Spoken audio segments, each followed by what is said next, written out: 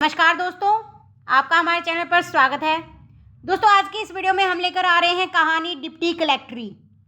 अमरकांत जी की कहानी है। ये बहुत ही महत्वपूर्ण कहानी है। इसके प्रमुख पात्र हैं शकलदीप बाबू, जमुना, नारायण या बबुआ। नारायण या बबुआ जो है वो शकलदीप बाबू और जमुना के बेटे हैं। कहानी को शुरू करते हैं। चलिए ध्यान से सुनिएगा। शकलदीप बाबू 1 घंटे बाद घर वापस आते हैं और अंदर जाकर रसोई घर की ओर देखते हैं कि उनकी पत्नी जो है जमुना बैठी तरकारी काट रही थी। शकलदीप बाबू मन मन मुस्कुराते हुए उनके पास गए। उनके मुख पर असाधारण संतोष और उत्साह का भाव था, जबकि 1 घंटे पहले ऐसा नहीं था। बात इस तरह आरंभ हुई।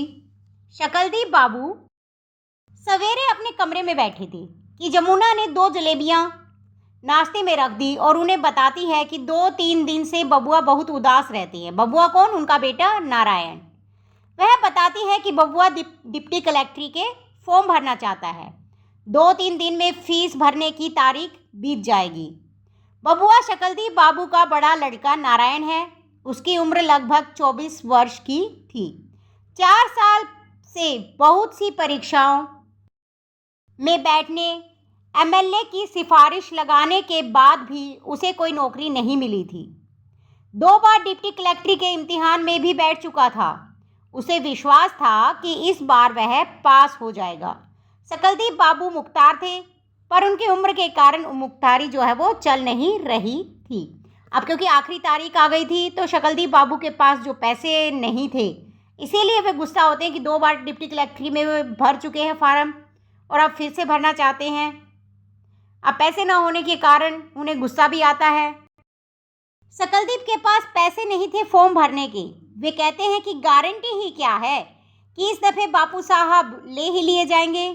वे अपने बेटे से कहते हैं कि आप में क्या खूबी है साहब कि आप डिप्टी कलेक्ट्री में ले ही लिए जाएंगे।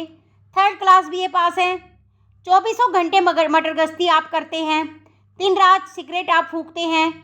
वह नारायण को कहते हैं कि करम की बात होती है, समझ लो तुम्हारे करम में नौकरी नहीं है। वे डिप्टी कलेक्ट्री के लिए फॉर्म भरने के लिए उनके पास पैसे नहीं होते तो वे नारायण को कहते हैं कि आपने 3rd क्लास में तो बीए पास कर रखी है, 24 घंटे मटर गश्ती करते रहते हैं, कैसे पास होंगे आप। इस पर जमुना कहती है कि ऐसी कुभाषा मुंह से नहीं निकालनी चाहिए। हमारे लड़के में दोष ही कौन सा है, लाखों में एक है। जमुना रोने लगती है। उसे रोता देखकर शकलदीप बाबू आपे से बाहर हो जाते हैं। उन्होंने जमुना को कहा, सारी खुराफात की जड़ तुम ही हो। जमुना रोती हुई कमरे से बाहर चली गई। शकलदीप बाबू कुछ देर बाद खास कर बाहर निकल गए। 1 घंटे बाद जब शकलदीप बाबू वापस लौटे और जमुना को 150 रुपये देकर कहा कि 100 रुपये बबुआ को दे देना, आज ही फीस भेज देंगे होंगे, जरूर होंगे, बबुआ डिप्टी कलेक्टर अवश्य होंगे।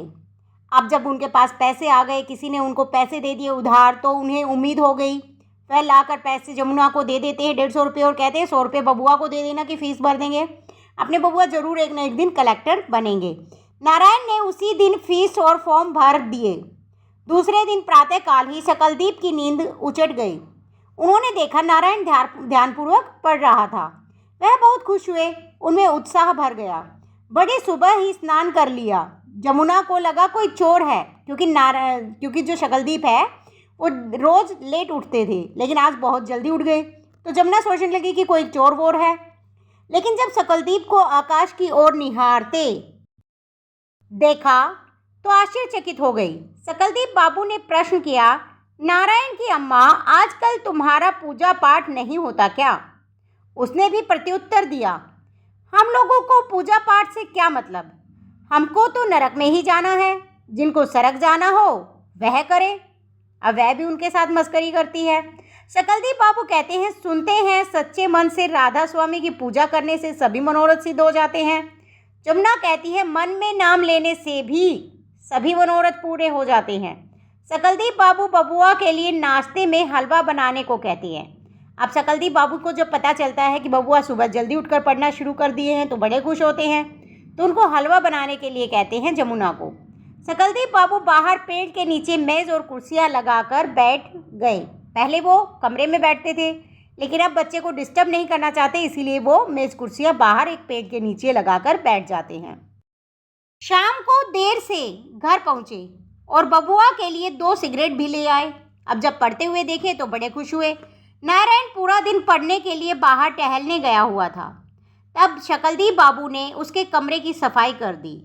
धीरे धीरे दिन बीतने लगे और नारायण कठिन परिश्रम करता रहा। शकलदीप बाबू नारायण के खान पान का ध्यान रखते। जब उन्हें पता चला कि मेवे टुनटुन खा गया, एक दिन क्या रोज ही मेवे लेकर आते थे, लेकिन जब उन्हें पता चला कि टुनटुन उनके मेवे खा गया तो उन्हें गुस्सा आया। टुनटुन कौन था? उनका 12 साल का छोटा बेटा था। टुनटुन को कई तमाचे भी उन्होंने जड़ दिए। डिप्टी कलेक्ट्री की परीक्षा इलाहाबाद में होनी थी और वहां रवाना होने का दिन आ गए। नारायण 18-19 घंटे पढ़ता। उसकी पढ़ाई में कोई बाधा नहीं डालता। उसे साफ सुथरा कमरा, दोनों जून शुद्ध घी के साथ दाल भात रोटी तरकारी मिलती। जिस दिन इलाहाबाद जाना था सवेरे जल्दी खाना बनाया गया। नारायण खाना खाकर स्टेशन चला गया। नारायण गाड़ी आने पर अपने पिताजी के पैर छूकर गाड़ी में जा बैठा है। जब गाड़ी छूटने लगी तब शकलदीप को याद आया और जेब से निकालकर भागकर भगवान शंकर का प्रसाद उसे दे दिया। परीक्षा समाप्त होने के बाद नारायण वापस आ गया। उसने पर्चे अच्छे दिए थे और घर वालों को कहा कि यदि कोई बेईमानी न हुई तो वह इंटरव्यू में अवश्य बुलाया जाएगा। बाहर के लोगों ने इसका मजाक उड़ाया। अब क्योंकि वह पहले पढ़ता नहीं था तो लोग उसका मजाक उड़ाने लग गए थे। एक दिन नारायण को सूचना मिली कि उसको इलाहाबाद में प्रादेशिक लोक सेवा आयोग के समक्ष इंटरव्यू के लिए उपस्थित होना है। यह समाचार बिजली की तरह सारे शहर में फैल गया। शकलदीप बाबू बहुत प्रसन्न हुए, खूब हंसी मजाक करने लगे। नारायण 15 दिन बाद इंटरव्यू देने गया और इंटरव्यू भी काफ़ी अच्छा किया। उसने लड़कों को बताया कि जहां और लड़कों का 15-20 मिनट तक ही इंटरव्यू हुआ, उसका पूरे 50 मिनट तक इंटरव्यू होता रहा। सभी प्रश्नों का संतोषजनक उत्तर दिए और अब सभी ने मान लिया नारायण का जाना निश्चित है। सब बहुत उत्साहित थे। 7-8 दिन में नतीजे आने वाले थे। सभी ने को नारायण के लिए जाने का विश्वास था। सभी को लगता था कि नारायण को इस बार लिया जाएगा, उसे सरकारी नौकरी मिल जाएगी। शकलदीप बाबू घर पर एकत्रित नारायण और उसके मित्रों की बातें छिपकर सुनते। एक दिन सवेरे शकलदीप को सपना आता है कि नारायण बाबू डिप्टी कलेक्टर हो गए। शकलदीप बाबू अब सबसे नारायण के बारे में बात करते, उसकी तारीफ करते। जिस दिन डिप्टी कलेक्ट्री का नतीजा निकला, रविवार का दिन था। 10 बजे की गाड़ी से नतीजा आने वाला था। जंग बहादुर सिंह मास्टर ने बताया कि 10 बजे की गाड़ी से नतीजा आया है। नारायण का नाम तो अवश्य है, लेकिन यह कहकर वे रुक जाते हैं, वह आगे न बोल सके। क्यों? पूछने पर बताता है कि 10 लड़के लेने हैं। नारायण का नाम 16वां 17वां पड़ा है। शकलदीप बाबू का चेहरा फक पड़ गया, पैरों में जोर न रहा। वह परेशान हो गए। घर पहुंचकर वह चारपाई पर धम से बैठ गए। सारे घर में मुर्दनी छाई हुई थी। शकलदीप बाबू चुपचाप नारायण के पास गए। उसकी आंखें बंद थी और वह चुपचाप पड़ा था। शकलदीप बाबू ने अपना बायां कान नारायण के मुख से बिल्कुल नज़दीक कर दिया और उस समय उनकी खुशी का ठिकाना न रहा जब उन्होंने अपने लड़के की सांस को नियमित रूप से चलते देखा। शकलदीप बाबू को लगा था कि बच्चे ने इतनी मेहनत की है, कहीं ऐसा ना हो कि बच्चे ने कुछ खा पी लिया हो, कुछ कर लिया हो। इसी डर से वे चुपचाप उसके पास गए थे और जब उन्होंने महसूस किया कि बच्चे की सांसें चल रही है तो वह बहुत खुश हुए। शकलदीप बाबू ने पत्नी को बताया कि बबुआ सो रहा है।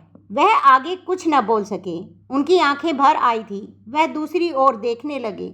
उन्हें बहुत दुख हुआ कि बच्चे ने इतनी मेहनत की, बच्चा इतना लायक है, लेकिन फिर भी नंबर नहीं आया। तो दोस्तों, कहानी अच्छी लगी है तो वीडियो को लाइक शेयर ज़रूर कीजिएगा। यदि आप हमारे चैनल पर नए हैं तो चैनल को सब्सक्राइब कीजिए, बेल आइकन प्रेस कर लीजिए ताकि अगली वीडियो का नोटिफिकेशन आप तक पहुंच सके। धन्यवाद।